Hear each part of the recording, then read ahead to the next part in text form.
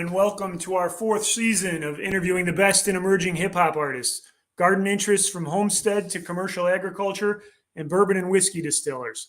My name is Joe Skibby, and this is Beats, Beds, and Browns, your spot for emerging hip-hop artists, garden interests from homestead to commercial ag, and bourbon and whiskey distillers. We're pleased to be continuing our live stream interviews for our fourth season, allowing us to interview talented folks from throughout the globe.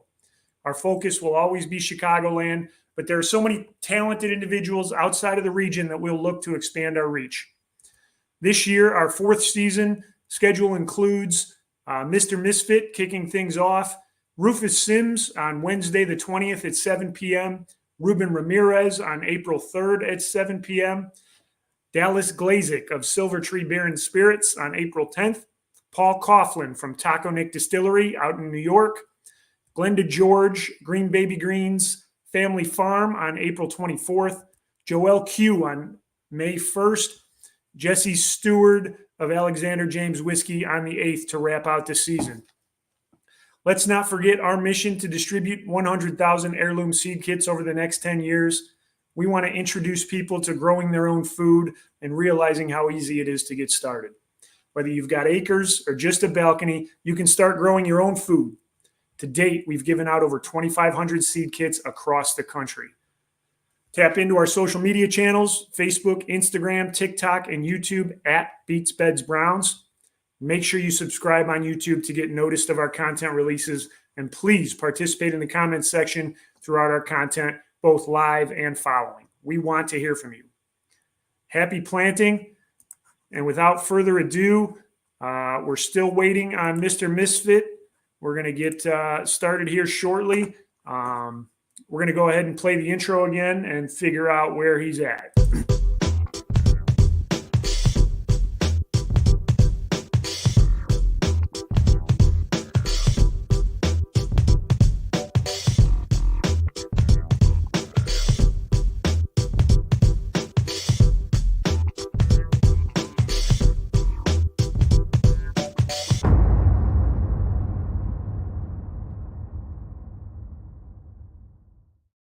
All right, we're working through some technical challenges with Mr. Misfit. We'll be on live shortly.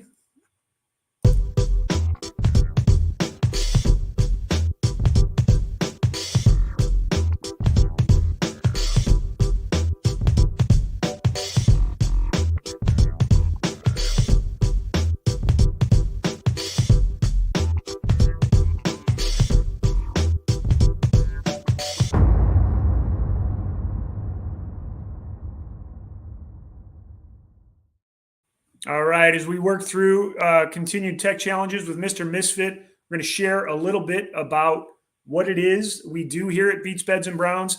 Again, we mentioned our mission to give away 100,000 seed kits in the next 10 years, and that really is a focus of mine as I've enjoyed gardening throughout my life, expanding into not only raising food that we produce and eat in our own household, but then trying to commercialize that and become a de facto farmer. We're really working on getting people to realize how easy it is through giving them free seed kits. We've seen a significant amount of traffic on our TikTok channel as well as our Instagram. We're always attending concerts that we hear about through Chicago, staying in contact with the artists down the road. We hope that this is all going well. Give me just a second here, guys.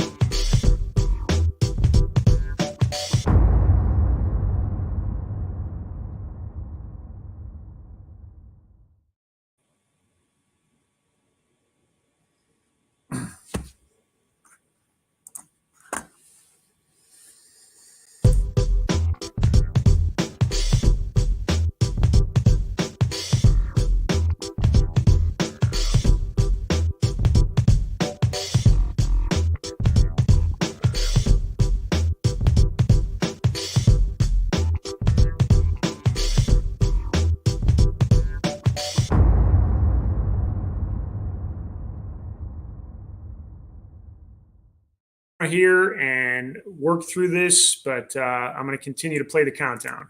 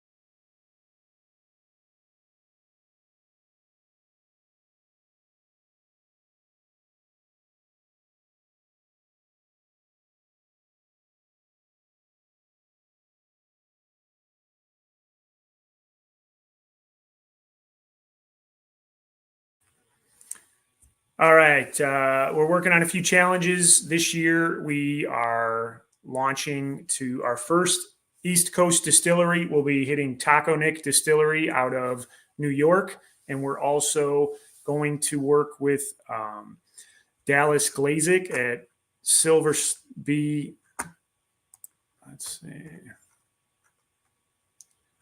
Tree Beer and Spirits, and Jesse Stewart out of Chicagoland area with Alexander James Whiskey. The artists that we have are on fire. Not only Mr. Misfit, but Rufus Sims, recently nominated for a 312 Music Awards Emerging Hip Hop Artist of the Year, as well as Joel Q, who was recently named the Poet Laureate of Cook County. And with that, I'm going to bring Mr. Misfit to the stage.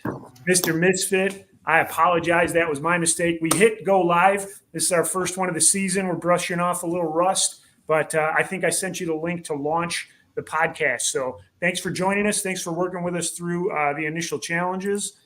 And how are you doing? I'm all right, man. Thanks for having me, man. How are you? I'm doing great, man. We really appreciate it. We're so excited. It's spring. We've gotten incredible traction on our gardening efforts. We're getting people to order seeds and sharing them across the country, and we couldn't be happier to have you here tonight. So We start out every one of these interviews the same. Mr. Misfit, where you at, where you been, and where you going? Where I'm at home, home studio. Where I've been a little bit of everywhere, man. On this journey, I wear many hats, and there's many layers to this onion. And where I'm headed to the top, man. Whether that be hip hop, a dad, a husband, humanitarian, a businessman. I just want to progress and grow. So I love it. I love it. Excellence across the board, whether you got the mic, whether you're running your business, or whether you're at home with your family. Tell us a little bit about home. Where's home? You grow up in the city. Where in the city? I grew up in the city of Chicago, west side of Chicago, Austin area, near the Central and Chicago Avenue area. Pretty much round town for the beginning stages of my upbringing. Lived from the south side, the east side. Virtually, I spent the long tenure of my life on the west side of Chicago. So that's what I call home. Okay, fantastic. And how soon did the hip hop bug bite you? How soon were you writing, were you performing? Did it come naturally? To my knowledge, I've always had the roots of hip hop in me. Starting with LL Cool J. I used to have a Todd One, velour jogging suit and filas. And my mom used to let me do like I'm Bad and some of the stuff off of his project in front of her friends. So I get to curse and stuff like that. That's where I got the first hint of it. But as far as actually touching it in that manner and crafting, it started maybe when we were teenagers, early teenagers. When I heard, I remember ditching school in I believe I was 8th grade. And I had this Wu-Tang Clan 36, Return to 36 Chambers. Yeah. Changed the game. You saw people that looked like us, but presented more of a lyrical withhold that we can understand and compromise what was being said. I mean, it was just something different. And from there, man, it's been on. I'm right there with you. My first 3 tapes were Beastie Boys, Licensed to Ill, and then LL Cool J's Bad. And then from there, I got radio. So you catch the bug, you're performing in front of family. When does it take the next level? When do you start writing? When do you start documenting your own lyrics? And when do you start performing outside of the home? I'll tell you what, here's a story. I'll try to make it brief as possible. Take your time. So Graphic Nature MCs, well, the GNMC, Yep. It's an acronym for Graphic Nature MCs, which is a hip hop duel. We didn't start out as a duel, but we were childhood friends that grew up together. So Illy is one half of Graphic Nature MCs and co-owner of GNMC. He used to do a lot of recording on the South Shore, and because our lifestyle was totally different and we had schedule confliction amongst each other as far as meeting each other coming up, I actually had the opportunity to go to where he lived, and lo and behold, he had a studio. I was allowed to get on this song, which was called Drunk Driving. Recorded the song on the spot, wrote the song on the spot, and then drove from South Shore back to Melrose Park.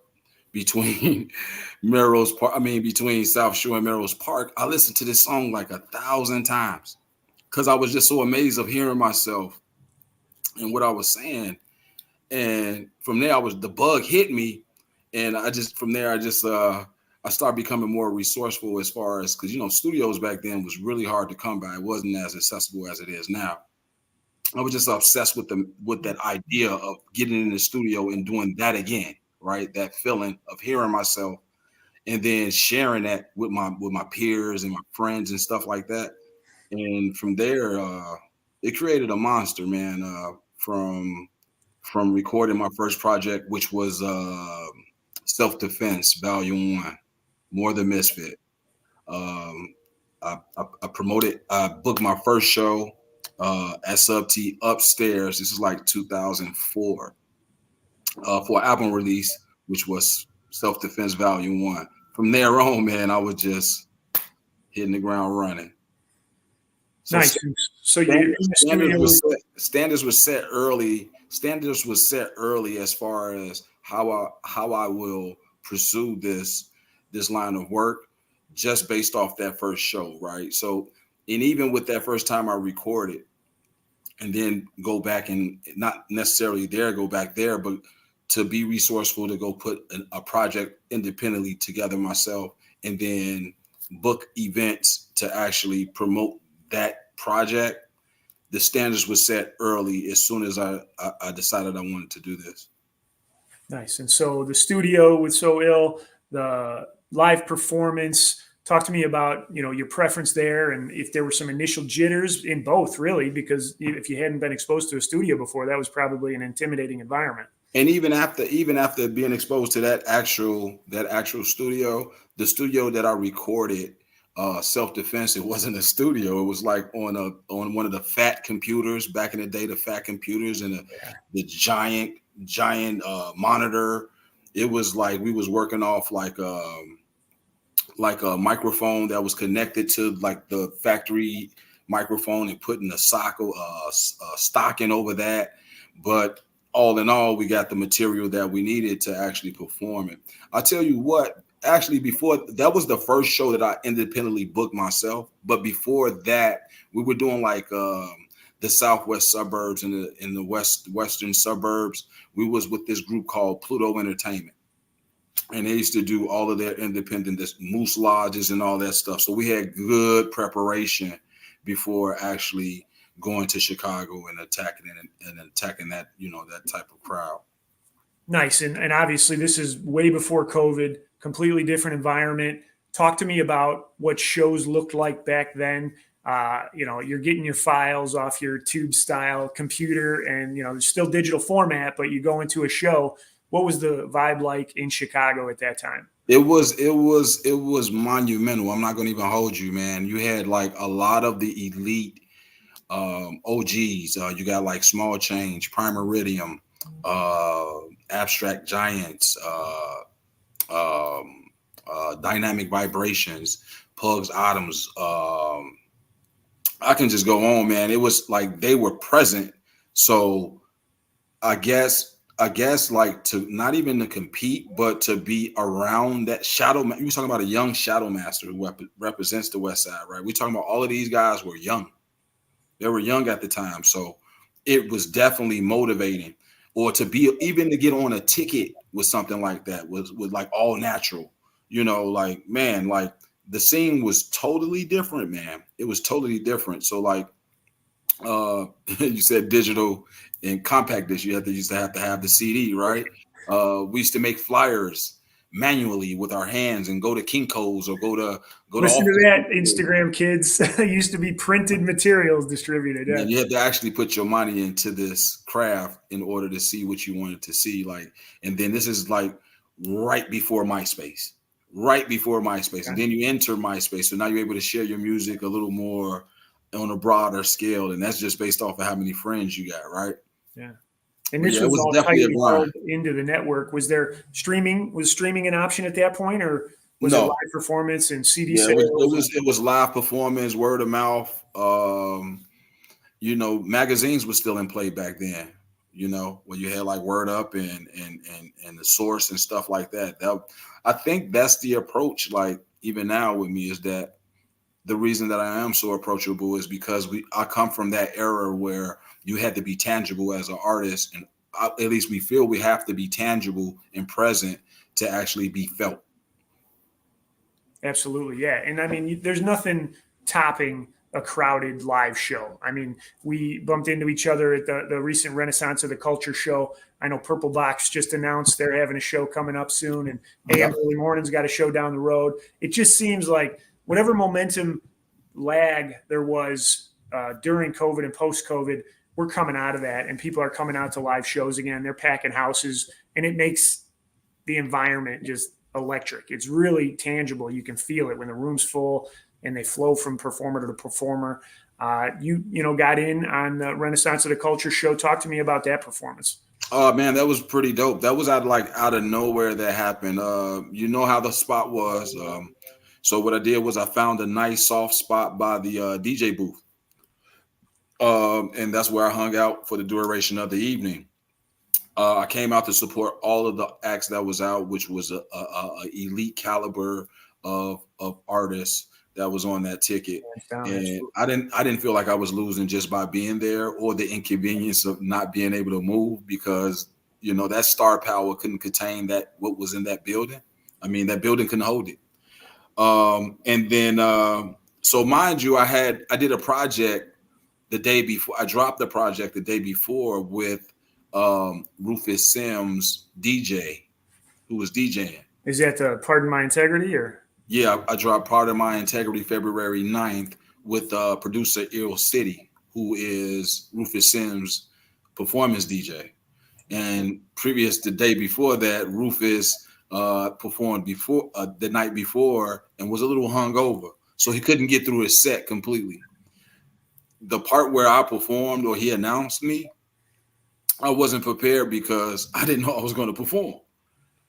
He said that I was performing, and then sure enough, it just went down. I have to let you know even further how I know that I wasn't prepared to perform is because I celebrated before I actually perform, which I don't do.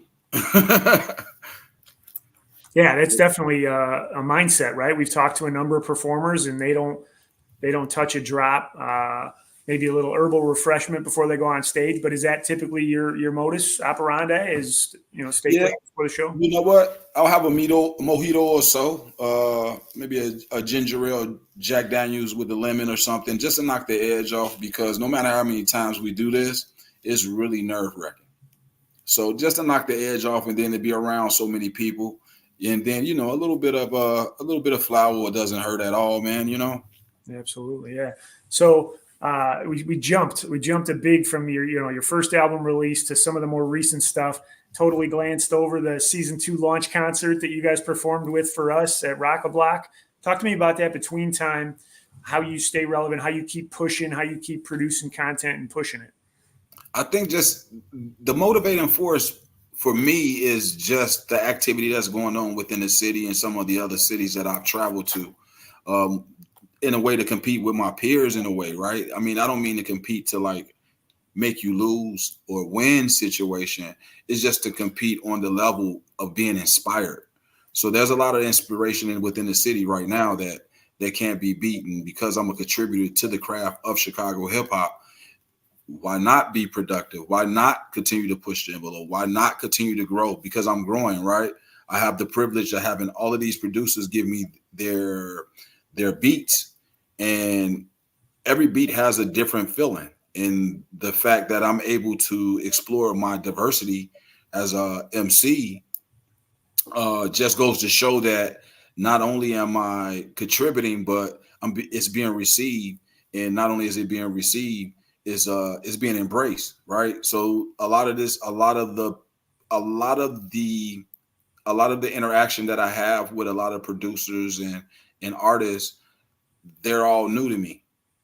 They just discovered me. So now that they discover me after all of these years, they finally discovered me. They want to work with me.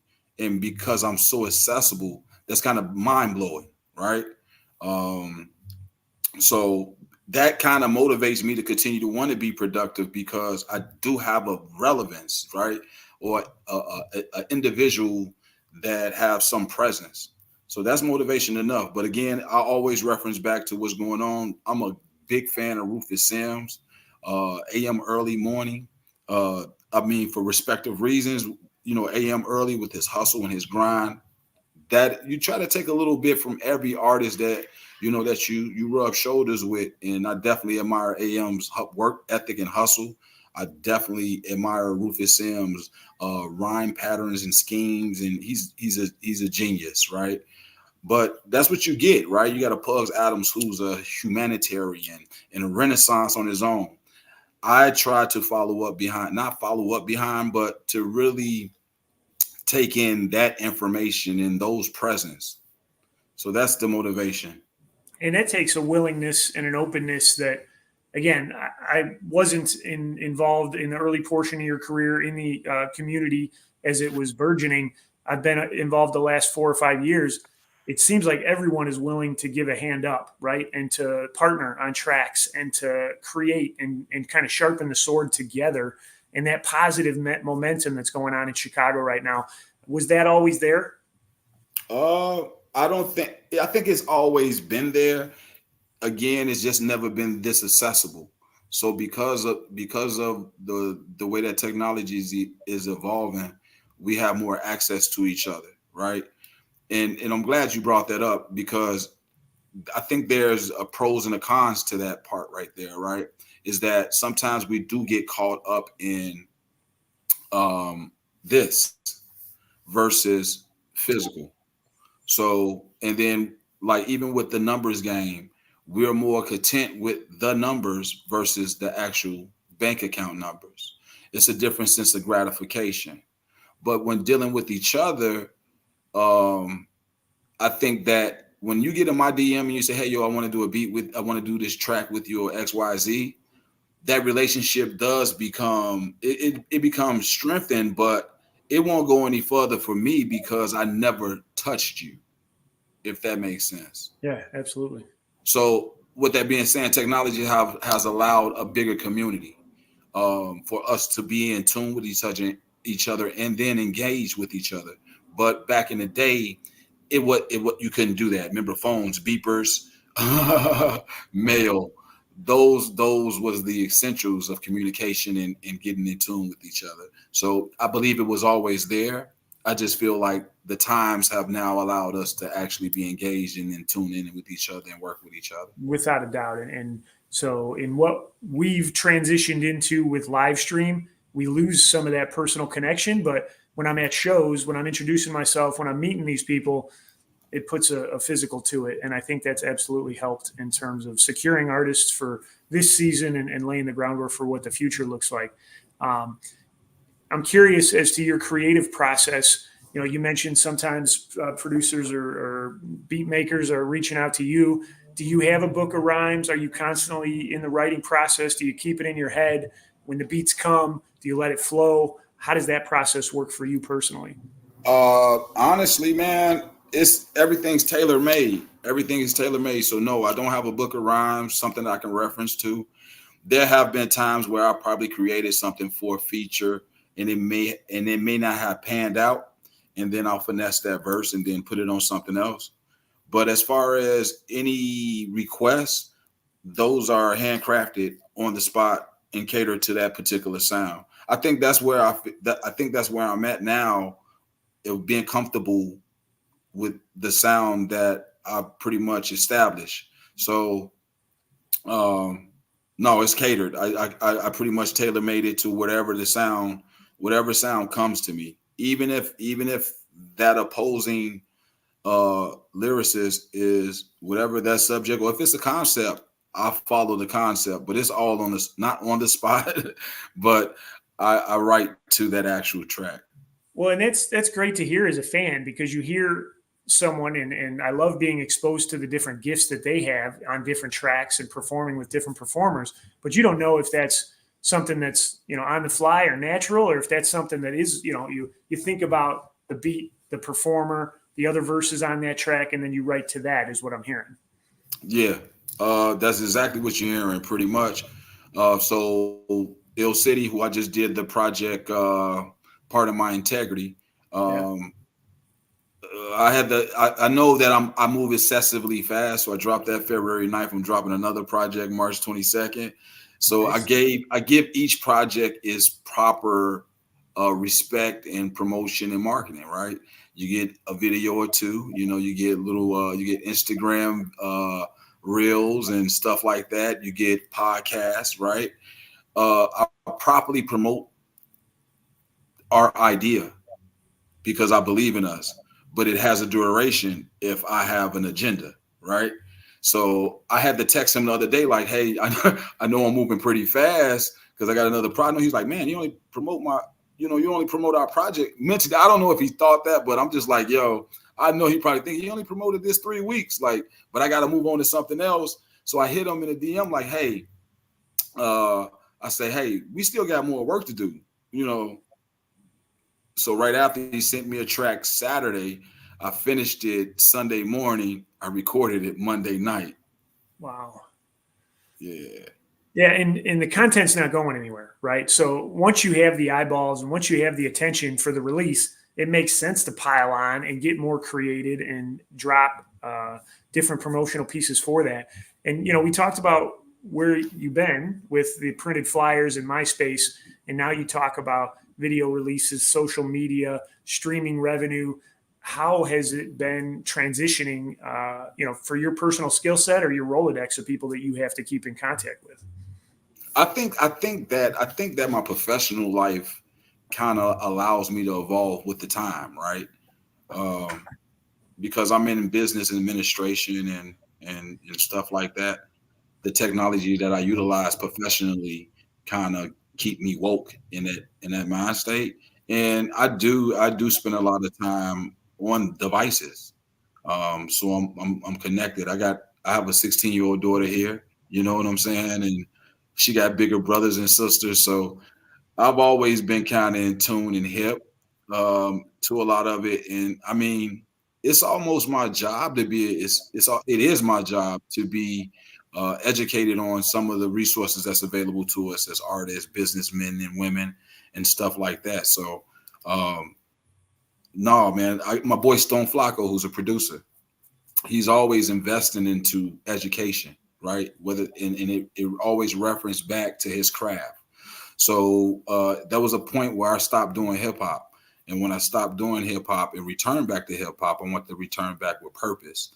And with that, I read the book Master P wrote, which is pretty much getting back to the basics of like what he did, was starting from the trunk. So like when we did come back, we came back with CDs by the bulk. That's where the merchandising came from and all of that good stuff. It was just when the pandemic hit, I took on GNMC branding company as a full-fledged company.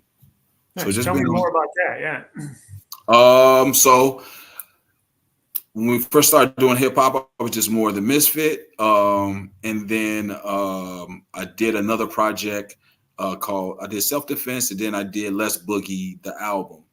And me and Illy, it just felt like everywhere I went, I wanted to bring a part of me from my past with me, and he was that guy. And because he was a creative force also. On his birthday, he took me to Vegas. And on that flight back, he's like, yo, we should do a group effort. And he was like Graphic Nature. And then I was like, yo, that's dope, right? And then we got back home. No, he said Graphic Nature. And I was like, yo, Collision of Thought. And then we got back home, and I had an associate at one of my stores, and he was a producer. And he made us a slew of beats. So it became Graphic Nature. And the name of the project that we did together was Graphic Audio. I mean, Collision of Thought Graphic Audio. And that project, I was good by myself and he was good by himself. But when we came together, we was dynamic, a dynamic profile hip hop duo. We was accepted by all of those peers that I said that was OGs. We then become embraced and accepted by those Ans 13s and all of those people, man.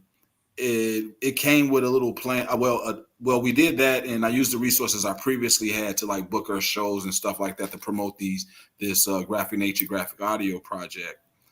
And we did another project. We did another project called Blue Collar Hip Hop. We did that. We did another project, and then did an album release. We did that album release, and then I decided I didn't want to do hip hop anymore, right?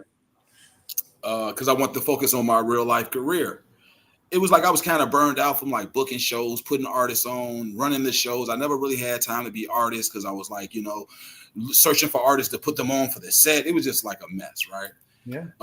And just the administration of it'll burn you out, won't it? It will. I put a lot of that energy into like saying, hey, I had enough of this. I put it into my career and obtain all the goals that I put my mind to from a professional standpoint. I come back 5 years later. This time I come back with a strategy, more or less of a strategy, but I want to come as a businessman. And I didn't look at it as wanting to be an artist or famous. I just wanted to know how to conduct my business. So when we came back to hip hop as Graphic Nature MCs, there was a plan. The first year, we're gonna do a shitload of shows, locally, which we did, right? The previous year after that, we're gonna get some merchandise, lighters, socks, shoes, whatever, and then take a regional tour. We did that. Then from there, we started doing the small national moves. But the merchandising was really paving the way. So the venues we were going to, they wasn't giving us nothing but like drinking tickets and maybe $50. It was the merchandising that was, that was getting us that way. And how that worked is pretty much market research while rapping, watching and seeing who's engaged, right? And once you get off stage versus going to be the big celebrity to go back to the green room, I would go off the stage and get emails and interact. And you buy a shirt, you buy a CD, I'll give you a shirt. You buy a shirt, I'll give you a CD, right? Just to ensure that that presence was there. And I like that feeling. Or when we do become friends the next day and you're in Missouri and I'm back in Chicago and you post my shirt in St. Louis faithfully, that was very gratifying. It felt better than the actual you listening to the rhymes. So when pandemic hit, we was doing all of that moving. We was really doing a lot. We was national, California, you name it. We was all around. And then pandemic hit. When pandemic hit, kind of put a stop on everything, and I become very idle. When I became idle, I started educating myself on particular things in relations to like crafting and fabrics and sewing, heat press, and all that good stuff. GNMC, when we came back, I made that a LLC from the jump. All of the paperwork and documentation was straight on that. And then but the difference is that I utilized that LLC correctly. Started with a net 30 account and built established a little credit here and there with these different clothing. I can't even think of the one I started using, but I stopped because they went bankrupt. But just pretty much establishing my business credit, but that establishing that business credit then showed me that I have to actually get out and do something with the materials and the fabrics. And it just kind of took itself. So then from just putting the fabrics together, you got to figure I was reaching out to other people for designs. So then it went from, learning how to do artwork and all that good stuff to designing my own stuff and print, press, and on the spot, and virtually getting the .com and then doing the drop shipping, combining the drop shipping with the .com and the handcrafted stuff. And nice. Yeah, fantastic. So, still creative output, right? You went from artistry in one form to artistry in another. And I think this is original. This is an original graphic name. This is before the MCs. This was a painting painted by OB1, graph artist from Chicago. OB1 painted this in 2010, and I got it made as a shirt. Nice. Is that still on the e-com store? No, it's not. It's not because it doesn't look as clean as this one does on the .com. I don't know, is it the JPEG or something I sent them, but it don't look as clean as this. It's clean, but it doesn't come out like this one. Yeah, no, let us know. We run a business, JRS Marketing Communications. We got designers that we can hook you up, straighten that out for you. But definitely, love hearing all the stories. I love that you've been rocking with us since season 2. And I know when I see it shows, we're nothing but friendly.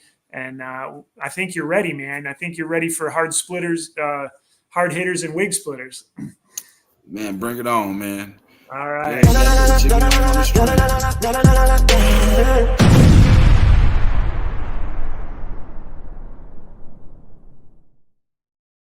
All right. Hard hitters and wig splitters. This or that. Yes or no. Quick answer quiz. Beef or no beef? Beef, man. Like I have to have a hamburger. I have to have a hamburger every day. Beef. I like it. Cash or Queens? Cash or Queens? Yeah. Cash.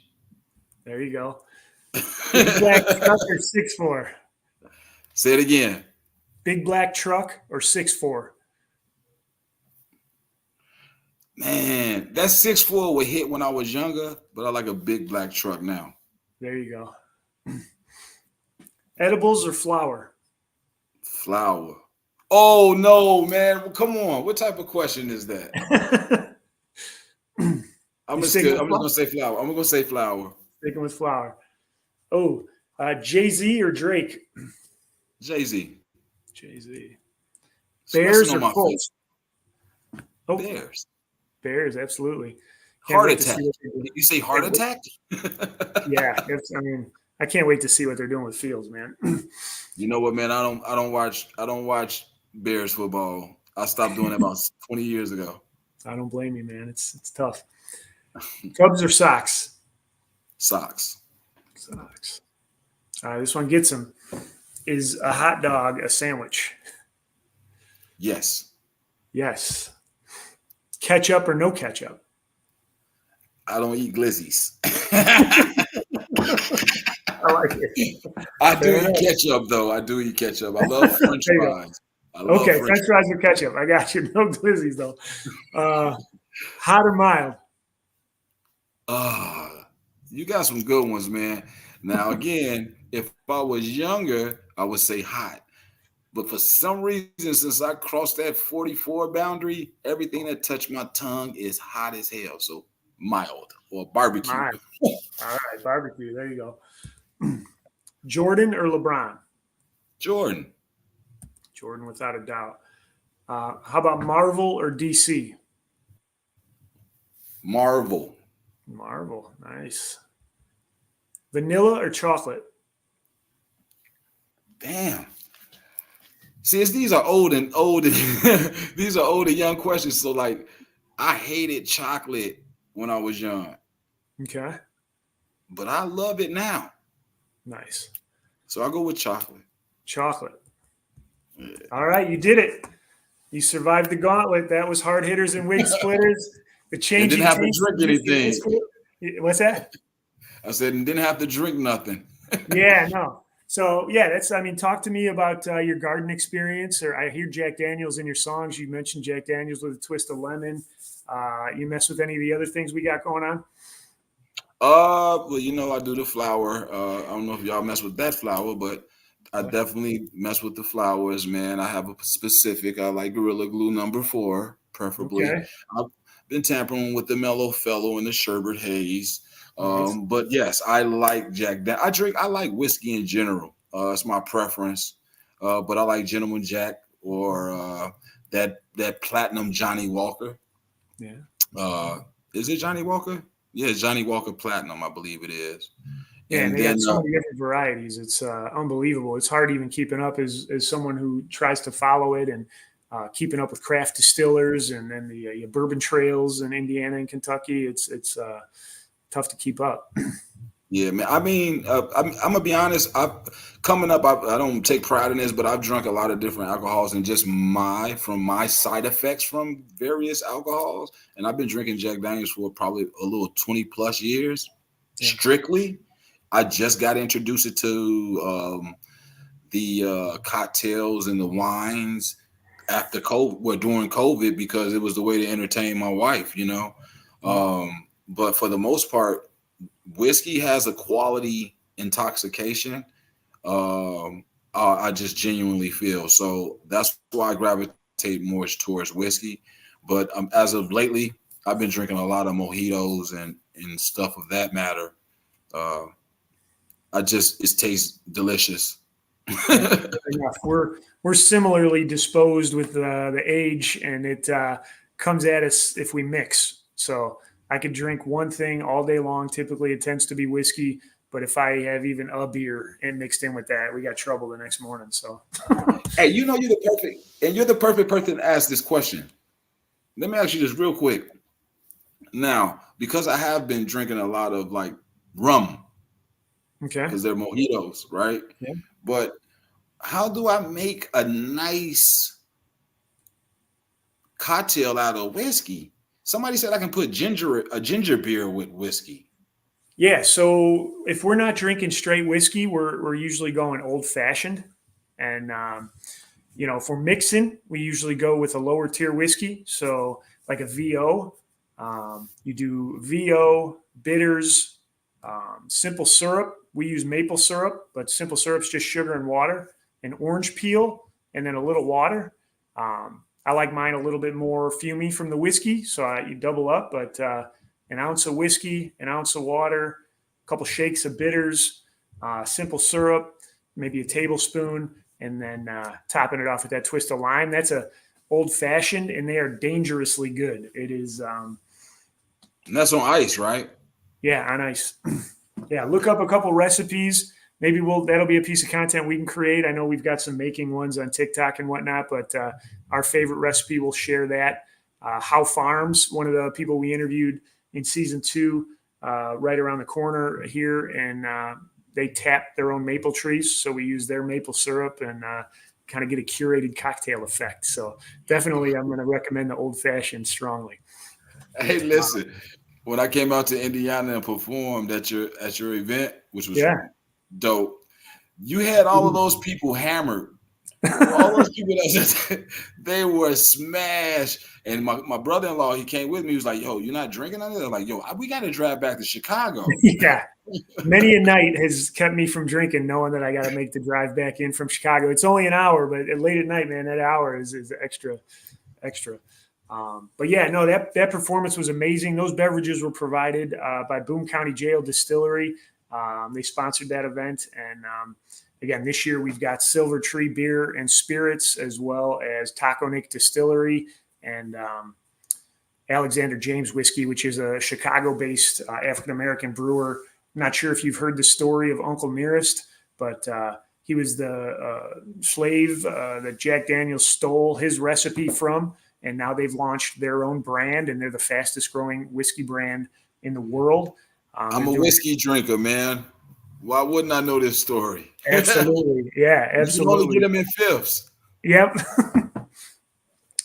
So, Mr. Misfit, I know you've been generous with your time. I appreciate you hanging out with us for a little bit. Tell us about some upcoming projects before we wrap. I'm glad you said that, man. March 22nd, I have the EP, Greet and Build. This is produced solely by DJ Real One, who's a legendary Chicago producer and DJ. How that came about is I went to Pugslee Atomz release and revealing of some art and his latest LP that he was releasing, and I did a feature with Pugs with production with Catch 22 and DJ Real One, who produced the record that I was featured on. When I went to the Hip Hop Heritage, have you ever been to the museum? Oh yeah, absolutely. That's I got to meet GQ, the teacher there, and saw performance. I forget the dates, but yeah, it's an amazing piece of history. If you guys haven't been, check it out. All of the national, global superstars you think of when you think of 50 years of hip hop outside of the local connection are here passing through. They got their images up. They've got a dedicated section to the graffiti artists. They've got an upstairs section with merchandising and the retail component. It's a fascinating. Very event. Fascinating. But yeah, he had that EP release there. I had the opportunity to meet DJ Real One. We met, and if you know me. When I got back to my DM, I was letting them know that I was eager to work with them, and he didn't sway away from it. So he sent me a batch. I handled that batch, and we brought to you Greet and Build, kind of like we met each other, and then we proceeded to build. So that's why it was appropriate to call it the Greet and Build EP. It's 4 songs, man, and it allowed me to go back to my roots as far as being a lyricist, and also mash it with some of the current Mr. Misfit. So I guess it's like a mix between Mohr the Misfit and Mr. Misfit on this project. Yeah, and then also in addition to that, I'm performing March 30th at the Lotus in Chicago, and also April 13th, I'll be performing at the Purple Box Festival. Yeah.